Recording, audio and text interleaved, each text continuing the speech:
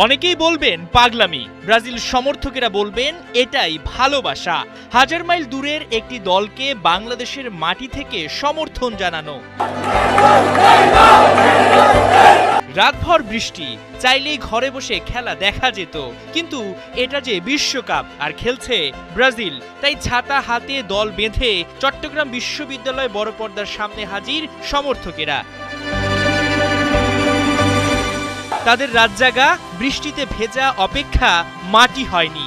Vini নেইমারদের Brazil ৩-০ গোলে উড়িয়ে দিয়েছে স্কটল্যান্ডকে। গ্রুপ চ্যাম্পিয়ন হয়ে রাউন্ড অফ 32-তে সেলেসাওরা। চট্টগ্রামের মতো দেশের বিভিন্ন প্রান্তেই বৃহস্পতিবার রাত থেকে জড়ো হতে থাকেন সমর্থকেরা। রাজধানী টিএসসি যেন পরিণত হয়েছিল হলুদের রাজ্যে। পাখির চোখে শুধু ব্রাজিল, শুধু হলুদ। একদিকে গ্রুপ পর্বের শেষ ম্যাচ, অন্যদিকে নেইমারের প্রত্যাবর্তনের অপেক্ষা।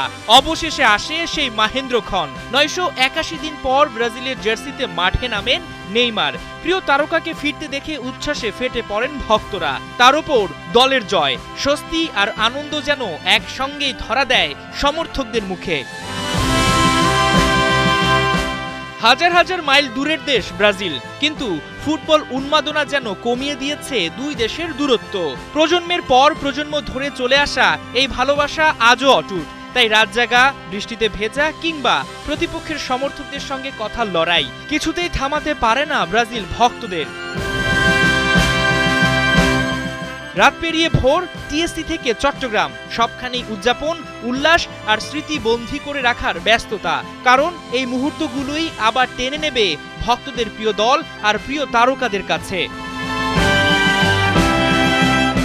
ফুটবল উন্মাদনা দেশে, তাই পাগলামি থামার নয়। বাংলাদেশি সমর্থকদের এই ভালোবাসায় হয়তো পৌঁছে যাবে ৭ সমুদ্র ১৩ নদী পেরিয়ে, আর প্রতিধ্বনিত হবে একটাই নাম, ব্রাজিল। হাসান সজীব, ৭১।